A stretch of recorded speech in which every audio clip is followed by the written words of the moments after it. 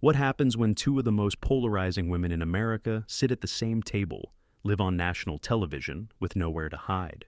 On a Tuesday morning that was supposed to feature civil discourse and diverse perspectives, The View became ground zero for one of the most explosive confrontations in daytime television history.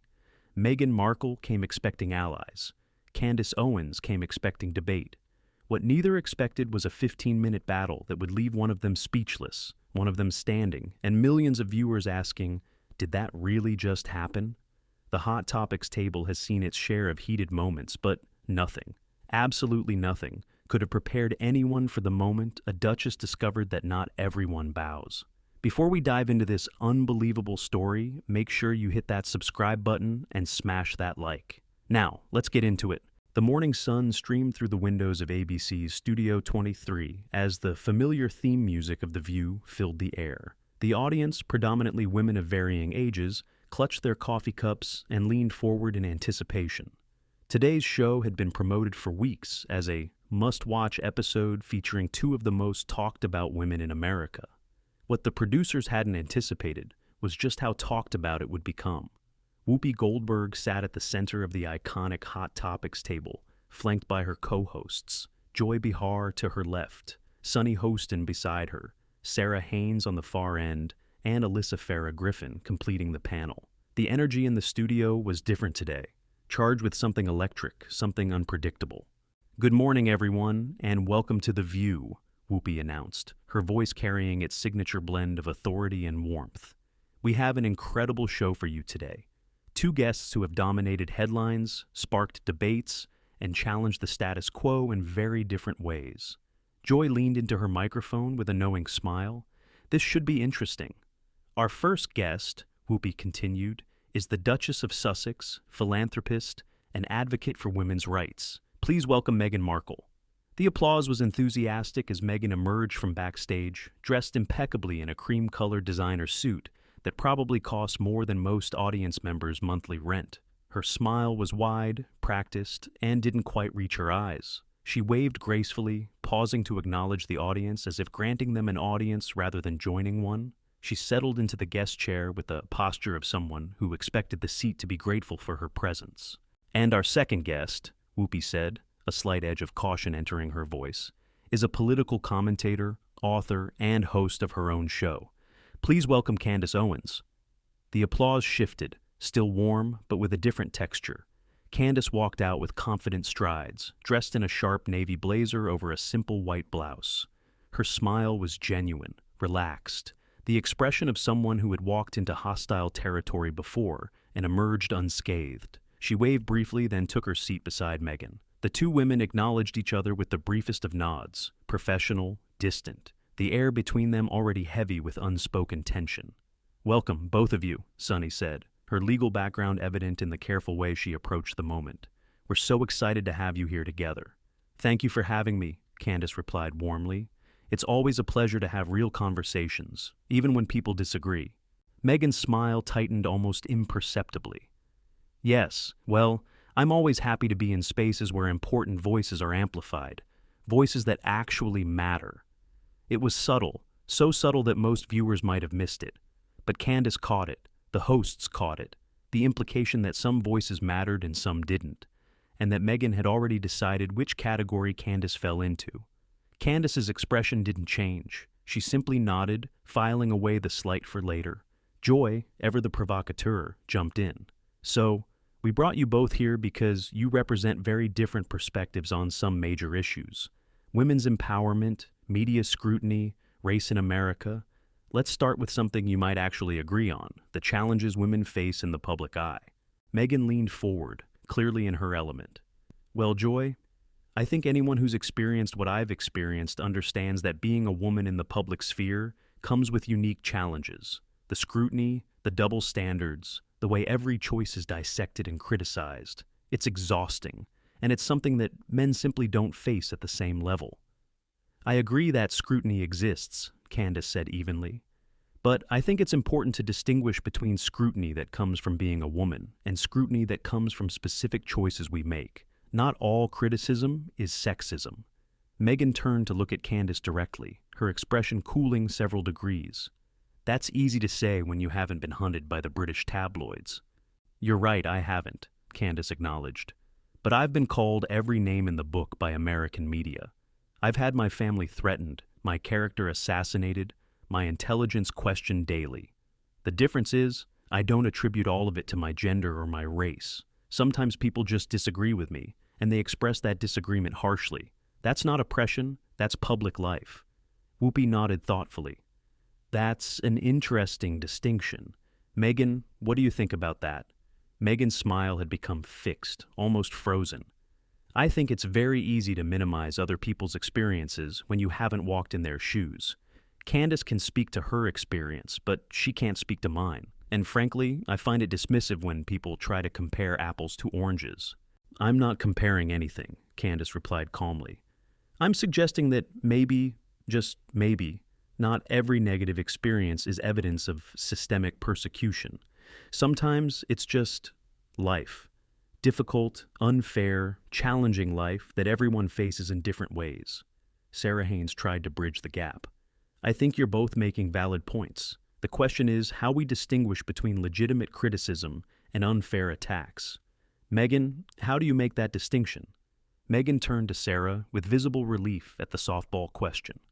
I think intention matters. When criticism is designed to tear down rather than build up. When it targets who you are rather than what you've done. That's when it crosses a line. And I've experienced that line being crossed repeatedly. But who decides the intention? Candace asked gently. Because from my perspective, a lot of what you've called attacks were actually just questions. Journalists asking about inconsistencies in your statements. Commentators pointing out contradictions between your words and your actions. That's not attacking who you are. That's examining what you do. Meghan's eyes flashed. I'm sorry, but are you really going to sit there and tell me that the coverage I've received has been fair? After everything that's been documented? After the racism, the lies, I'm not saying all coverage has been fair, Candace interrupted smoothly. I'm saying that labeling all criticism as racism or sexism makes it impossible to have honest conversations. If I can't question your choices without being called a racist, then we're not having a dialogue. We're having a monologue where you speak and everyone else just nods. The audience stirred. A few murmurs of agreement rippled through the crowd. Meghan sat up straighter, her posture becoming almost regal with indignation. I don't think you're in a position to lecture me about honest conversations. You've built your entire career on provocation and division. Actually, Candace replied, her voice still measured, I've built my career on saying things that are true even when they're unpopular. There's a difference between provocation and honesty.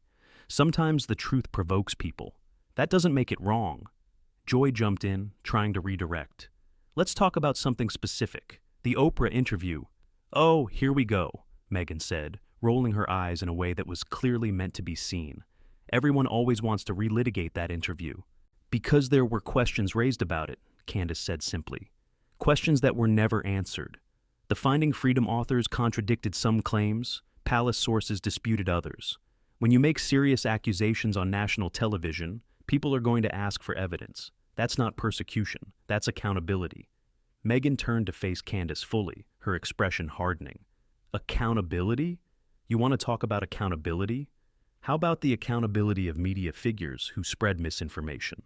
How about the accountability of commentators who profit from tearing other women down? I agree completely, Candace said, nodding. So let's apply that standard equally. When you said you were married 3 days before your wedding, that wasn't true. When you suggested no one in the palace helped you learn protocol, multiple sources contradicted that. When you implied the entire institution was racist based on one reported comment, you never provided context or specifics. Those aren't attacks on you, Meghan. Those are facts, and facts deserve responses, not deflection. Sunny Hostin leaned forward, her expression concerned. Candace, don't you think there's a pattern of black women being held to different standards, being required to prove things that white women aren't? I think that narrative can be true in some cases and false in others, Candace replied thoughtfully. And I think using it as a shield against all criticism actually does a disservice to black women who face real discrimination. When everything is racism, nothing is racism. We lose the ability to identify and address actual injustice. Meghan laughed, a sharp, dismissive sound. That's very convenient. A black woman telling other black women that racism isn't real. The accusation hung in the air like a grenade. Candace's expression finally changed, not to anger, but to something more focused, more intense. I never said racism isn't real. I said not everything is racism. Those are very different statements, and the fact that you'd twist my words like that proves my point. You don't want dialogue, you want agreement, and when you don't get it, you accuse the other person of bigotry. I didn't accuse you of... You implied that I deny racism exists because I don't agree with your interpretation of your own experiences. That's not fair, Meghan, and it's not honest. Whoopi held up her hands. Okay, let's take a breath here. We're getting into some heavy territory. No, Whoopi, I think this is important, Meghan said, her voice rising. Because this is exactly what happens. Women like me try to speak our truth, and women like... She gestured dismissively toward Candace. Undermine us from within. It's internalized oppression, and it's damaging. Candace's eyebrows rose. Internalized oppression? Because I disagree with you? Meghan, I grew up in a family with actual struggles. Food insecurity. Unstable housing. I didn't have palace staff or celebrity connections or a built-in platform. Everything I have, I built. So please don't lecture me about oppression from your position of extraordinary privilege. The audience reacted, some gasps, some murmurs, some unmistakable sounds of approval. Meghan's face flushed. Privilege? You think I'm privileged? Do you have any idea what I've been through, what I've sacrificed? I know you've told us, Candace said quietly. Repeatedly, in books, documentaries, interviews, podcasts. You've been very thorough in documenting your suffering. The question some people have, and I think it's a legitimate question, is whether the documentation has become the point, whether the victimhood has become a brand. Alyssa Farah Griffin tried to intervene. I think we can acknowledge that both of you have faced challenges while also... No, Meghan cut her off sharply. I'm not going to sit here and be lectured by someone who's made a career out of attacking progressive causes and undermining women of color. I haven't attacked you once today, Candace pointed out calmly. I've asked questions and made observations. You're the one who's been attacking my career, my motives, my understanding of my own experience as a black woman. But somehow, I'm the aggressor? Joy tried to lighten the mood. Well, this is certainly lively television. This isn't entertainment, Meghan snapped. This is my life. These are real issues, and I don't appreciate being ambushed. Ambushed? Sarah asked, genuinely confused. Meghan, you knew Candace would be here. This was scheduled as a discussion between the two of you. A discussion, yes, not an interrogation. Candace shook her head slowly. Meghan, no one has interrogated you. We've been having a conversation where I sometimes disagreed with things you said. That's not an ambush. That's just talking. The fact that you experience disagreement as attack is concerning. Don't psychoanalyze me, Meghan warned, her voice dropping to something cold. You're not qualified.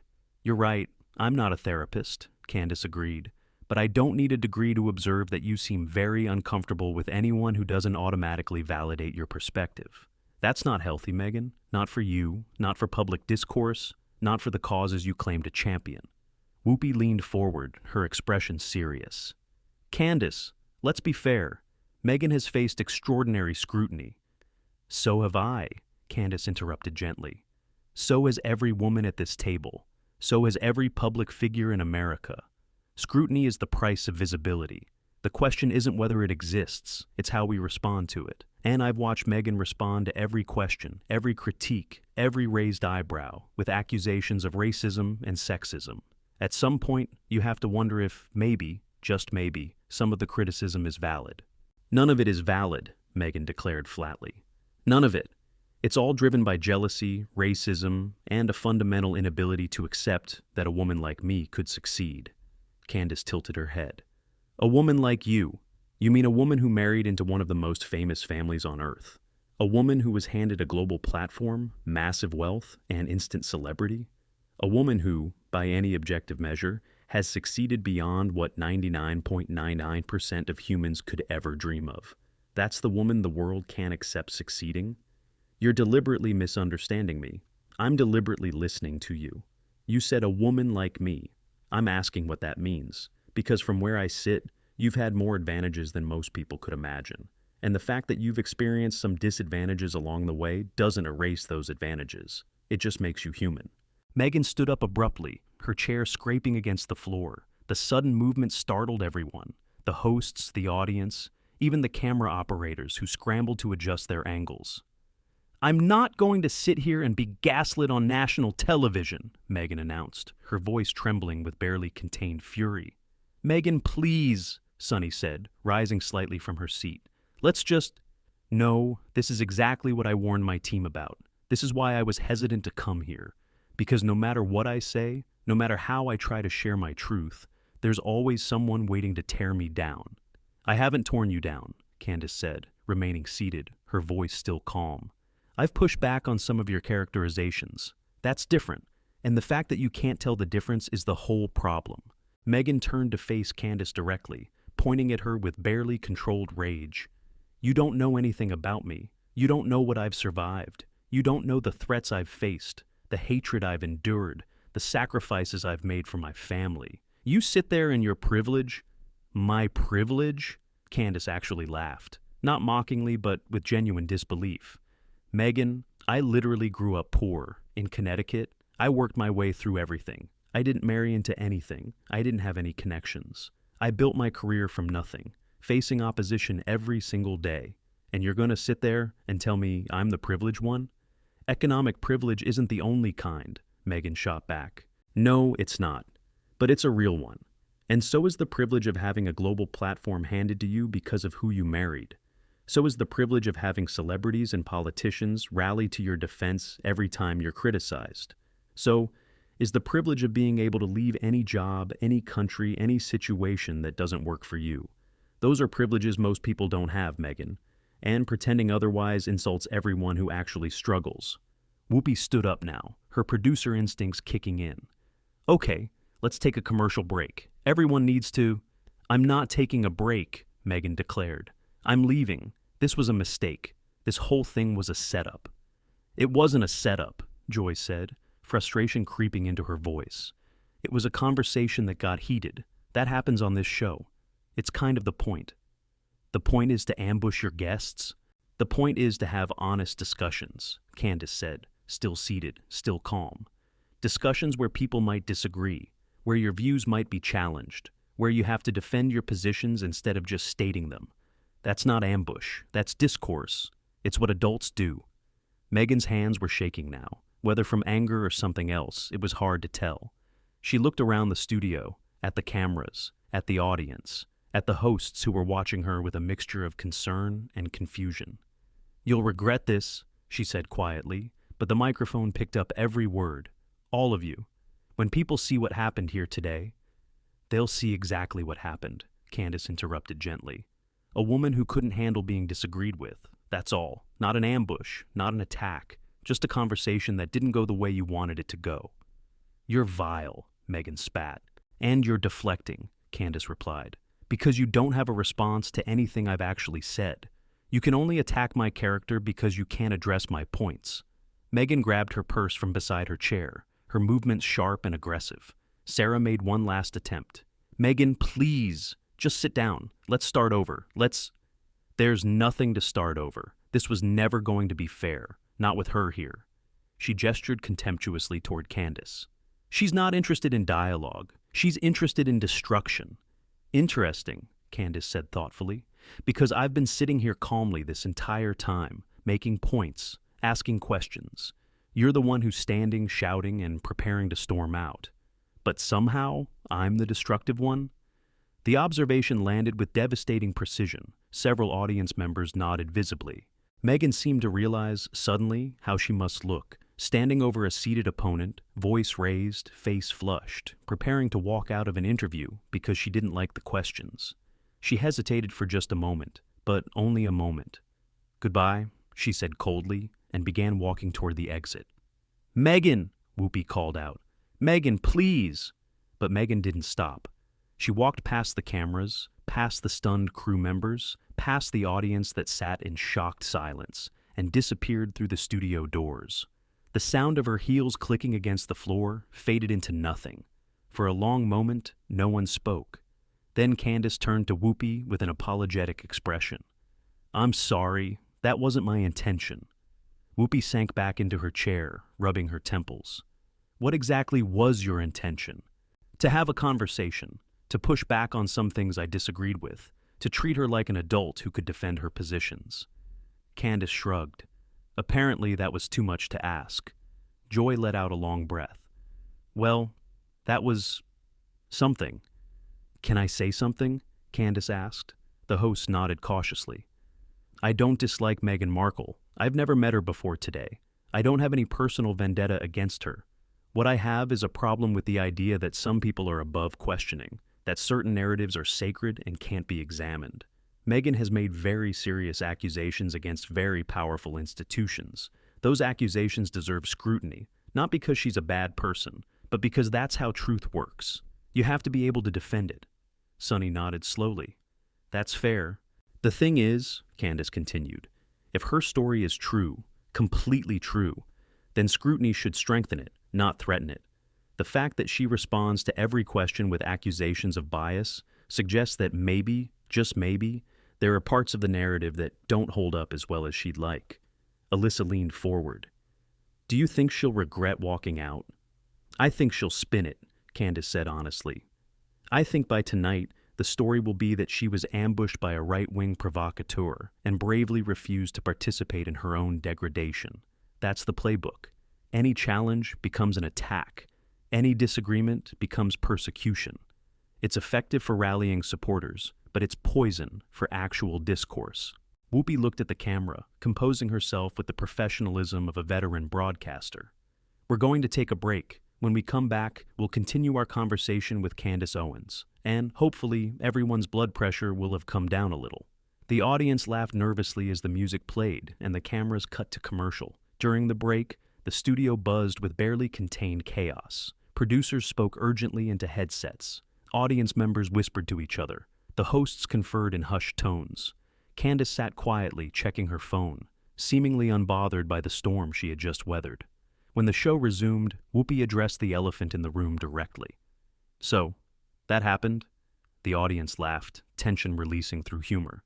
"Candace, I have to ask, did you expect that reaction?" Candace considered the question carefully. "I expected pushback. I expected disagreement. I didn't expect her to leave, but I also didn't expect her to be unable to handle any form of questioning. That surprised me." "What would you say to people who think you were too hard on her?" Sarah asked. "I'd say, watch the tape. Count how many times I insulted her versus how many times she insulted me. Count how many times I raised my voice versus how many times she raised hers. I asked questions. I made observations. I disagreed respectfully. If that's too hard, then we've lost the ability to have adult conversations entirely." Joy nodded thoughtfully. "I've interviewed a lot of people on this show. Some I agree with, some I don't. But most of them can handle being challenged. This was different." "It was," Candace agreed. "And I think it's worth asking why. Why is Meghan Markle the one public figure who can't be questioned? Why do her supporters treat any scrutiny as evidence of racism? Why has she been allowed to make accusations, sell narratives, and collect millions without ever being asked to substantiate anything?" "Some would say she has substantiated things," Sonny pointed out. "Some would say she hasn't," Candace replied. "And that disagreement should be allowed to exist without one side being labeled bigots. But it can't, apparently. Because the moment you question the narrative, you're accused of exactly what I was accused of today: being racist, being cruel, being motivated by hatred. It's a silencing tactic, and the only way to beat it is to keep talking anyway." Whoopi smiled slightly. "Well, you certainly did that. I just refuse to apologize for having a different perspective. That shouldn't be revolutionary, but apparently with certain people, it is." The show continued for another segment, lighter fare, discussions of movies and celebrity gossip. A deliberate effort to return to normalcy after the explosion that had occurred. But everyone knew that the first 20 minutes would be the only thing anyone talked about. By the time the credits rolled, clips were already circulating on social media. By lunchtime, Meghan walks off The View was trending worldwide. By evening, the takes were flying, some defending Meghan, some praising Candace, all of them acknowledging that something significant had happened. What do you think? Was Candace too harsh, or was Meghan's reaction unjustified? Who do you think came out on top? Drop your thoughts in the comments below. If you enjoyed this story, don't forget to like this video to help it reach more people. Subscribe to our channel for more explosive celebrity moments.